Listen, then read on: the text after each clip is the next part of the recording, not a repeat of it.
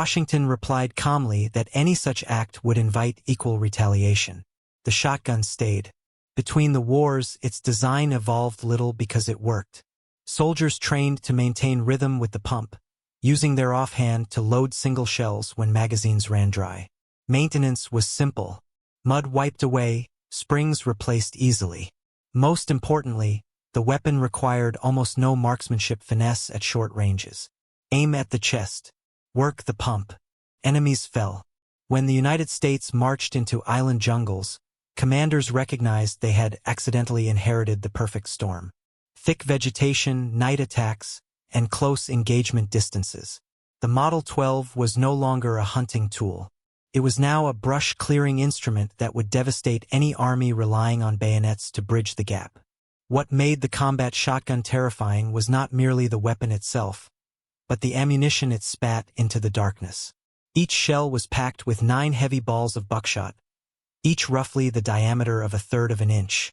Multiply that by 6 shells and you have more than 50 projectiles launched in less than 3 seconds when slam fire was used at ranges common in Pacific fighting where visibility was measured in yards and feet. Those pellets formed a dense cluster that struck like a fist made of lead.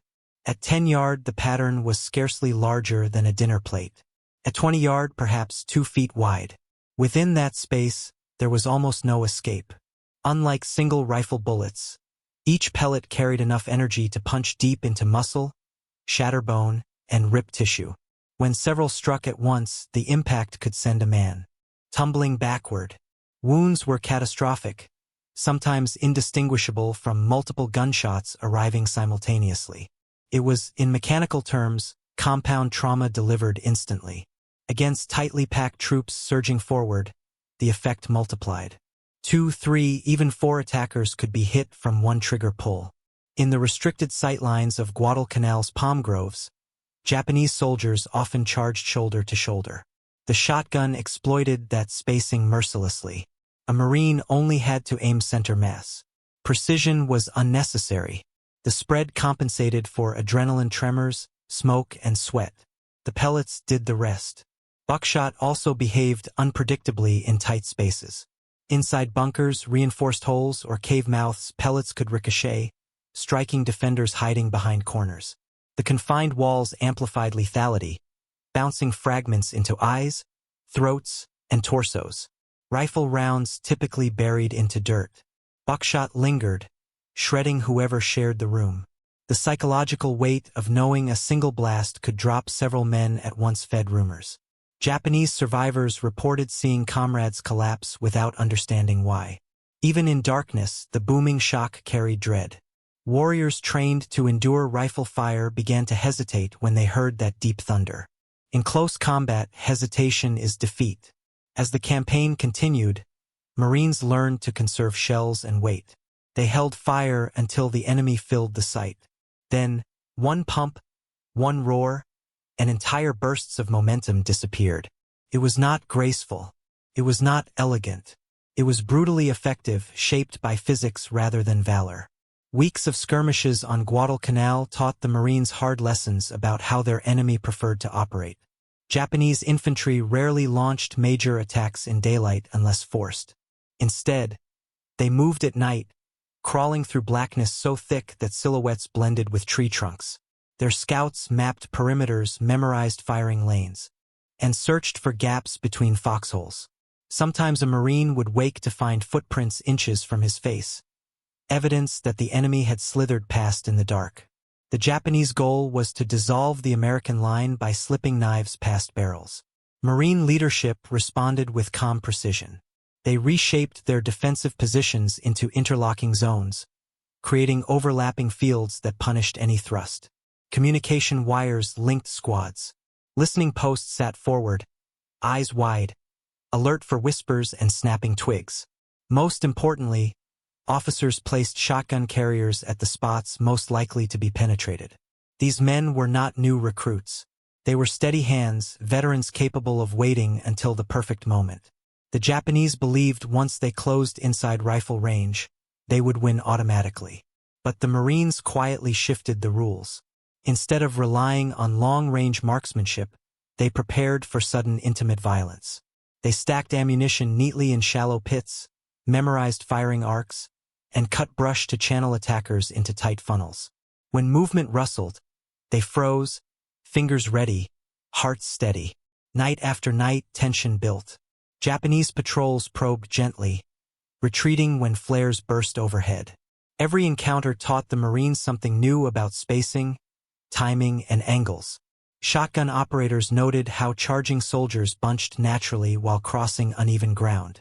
They practiced holding fire until they saw more than one target. Marine gunners learned to coordinate by sound, recognizing where blasts would complement machine gun bursts. The Japanese, for their part, mistook the relative quiet for fear. Their officers reported soft morale, weak resolve, and brittle nerves among the Americans. Those assessments poisoned Japanese strategy. They marched confidently toward a storm they could not yet imagine. At the mouth of the river, under a moon smothered by clouds, the stage was set. One force prepared for ritual fury. The other waited with cold calculation. Shortly after 1:30 in the morning, the stillness along the mouth of the Ilo River finally shattered.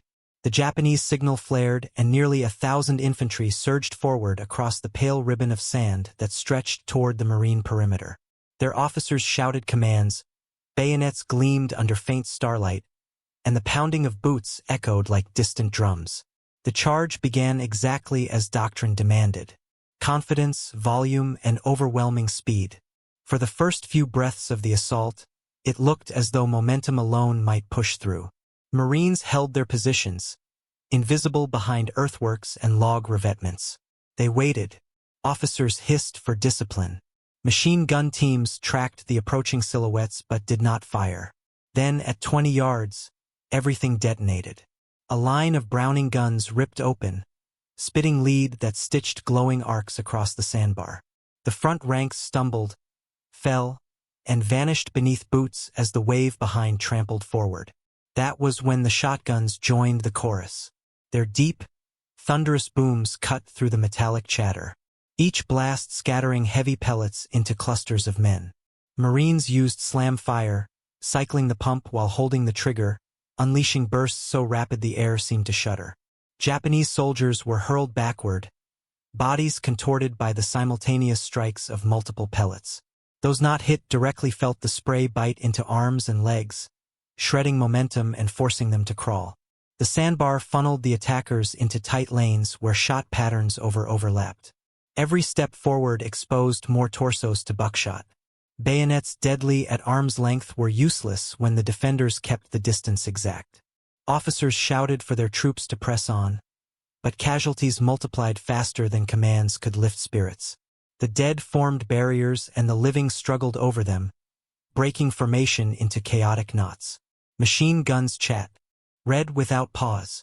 Rifles snapped in disciplined rhythm, but the shotguns owned the nearest ground. Each Marine armed with one became a wall, turning clusters of attackers into collapsing piles. Screams filled the darkness, mixing with smoke and flying sand. The charge, once a roaring engine of morale, sputtered into scattered pockets of men crawling, hiding, or fleeing. The night belonged not to spirit, but to prepared hands working iron. As the Japanese charge faltered, the battle transformed from explosive chaos into something quieter and more mathematical. A bayonet rush depended on momentum, but momentum cannot survive when every step forward removes multiple bodies from the front. The Marines did not need to be everywhere. They only needed to fire faster than the attackers could replace the fallen. Shotgun blasts cut through lines that were already thinning, and the rhythm of slam fire created patterns the human mind could not counter. Each pull of the pump sent multiple pellets into tightly grouped chests, shredding lungs and severing arteries. Officers attempted to rally their men, waving swords and screaming orders, but their silhouettes made perfect targets. Marine riflemen picked them off with calm precision. Without leadership, clusters of soldiers pressed forward randomly, creating even tighter bunches that magnified the shotgun's effect. Meanwhile, machine guns stitched horizontal lanes into the sandbar, turning what was once an open path into a slaughterhouse corridor. Some attackers attempted to crawl, trying to close the distance unnoticed, but buckshot ignores size and posture. The pellets simply punched downward, finding meat. The sandbar itself betrayed the charge. Bodies piled knee-high in places, forcing survivors to climb rather than sprint. Once airborne over a fallen comrade, they became perfect mid-step silhouettes, easy targets for Marines conserving ammunition. Each time the Japanese threatened to reorganize, another wave of slam-fire BLs broke their attempt. The shotgun did not care who led or who followed. Punished the group. Psychology also shifted. The deep thumping roar of buckshot created a sound unlike rifles or automatics. It was thick, concussive, primal. Soldiers trained to endure crackling rifle fire found themselves hesitating at that boom. Hesitation widened the kill zone. A paused heartbeat purchased distance for defenders. In these moments, courage was irrelevant. The men on the sandbar faced not individuals but physics. At the ranges dictated by terrain and darkness, 9 pellets from each shell owned the air. Spirit, training, and ritual collided with geometry, and geometry never blinked. Once the advance slowed, it effectively ended. Momentum that breaks becomes momentum that dies. As dawn crept across the coastline, the battlefield revealed something far more significant than a failed assault. Marines walking the sandbar navigated between bodies stiff with impact wounds. Many clustered in tight bunches where one blast had hit multiple men. The spectacle was sobering. It marked not only a tactical victory, but a psychological shift neither side would forget. News traveled quickly through dugouts, command posts, and mess lines. The short-barreled shotgun was a nightmare at close range. Marines who witnessed its effect rarely questioned its weight again. Even riflemen began to defer lanes of fire to shotgun operators when movement flashed in the dark. On the Japanese side, rumors spread just as fast. Survivors of future missions spoke of the big-mouth thunder guns, describing wounds unlike anything they had seen. Officers debated whether such weapons violated international agreements, echoing complaints made decades earlier in Europe. Some units attempted to modify their doctrine, substituting cautious probes for mass charges. Yet the very foundation of that doctrine, spirit over lead, prevented full adaptation. It was difficult to convince soldiers raised on tradition that the moment they closed distance, technology would erase them. Interrogated prisoners consistently mentioned the terror of facing multiple projectiles in a single instant. Unlike rifle bullets, which left neat punctures, buckshot ripped flesh in wide patterns.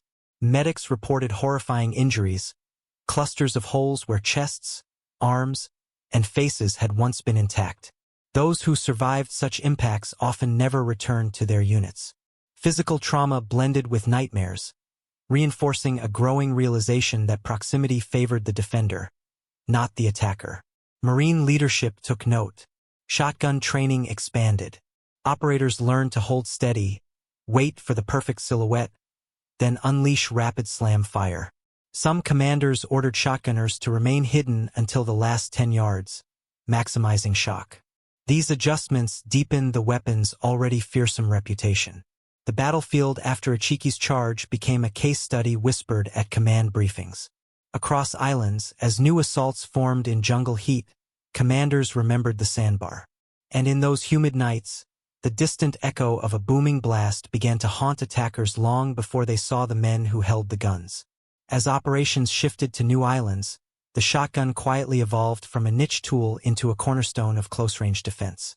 On Tarawa, where Japanese bunkers were packed with defenders who refused to surrender, Marines found that buckshot didn't respect cover.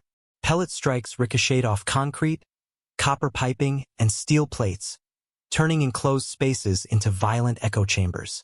The confined blasts stunned defenders, even if they weren't directly hit, breaking morale as much as bodies. Infantrymen advancing behind shotgun operators felt confidence replace fear.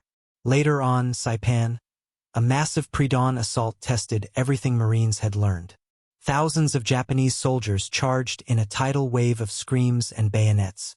Riflemen fired until barrels glowed, machine guns roared, and artillery thundered. Yet, gaps still appeared in the line. Shotgunners stepped into those breaches, unleashing rolling walls of lead that shredded the charge's momentum. Men who had once believed proximity meant advantage now discovered it meant death. Afterward, Marines collected weapons and personal items scattered across ground littered with bodies. Many noted the stunned expressions frozen on attackers' faces, a haunting reminder that expectation had collided with reality. By Ioima, the shotgun's reputation was legendary. Marines descending into caves, where sound alone could disorient, relied on slam fire bursts to clear cramped corridors. The booming blasts rolled through tunnels, cutting through darkness more effectively than grenades. Veterans claimed you could feel the fear leave the enemy when that familiar thunder echoed underground. In response, Japanese units attempted new tactics. Scouts crawled ahead to locate shotgun operators, hoping to eliminate them before an attack. But with every Marine squad structured to protect its specialist, the attempts often ended in failure and additional casualties. Officers wrote field notes describing these weapons as disproportionate threats. Morale reports contained references to the dreaded scattergun, reinforcing intelligence assessments that fear was spreading faster than ammunition. Through repeated engagements, one truth became undeniable. Close combat no longer favored the attacker. Every failed assault drained resources, manpower, and spirit. The shotgun had helped flip one of Japan's strongest doctrines on its head. When the Pacific War finally ended, analysts struggled to quantify the shotgun's exact contribution. It had not sunk ships or toppled cities, yet its fingerprints were on countless defensive victories. In close quarters fighting, no other infantry weapon so completely disrupted Japanese assumptions. Post-war reports showed casualty ratios significantly spiking whenever shotgun-equipped Marines Ned perimeter lines.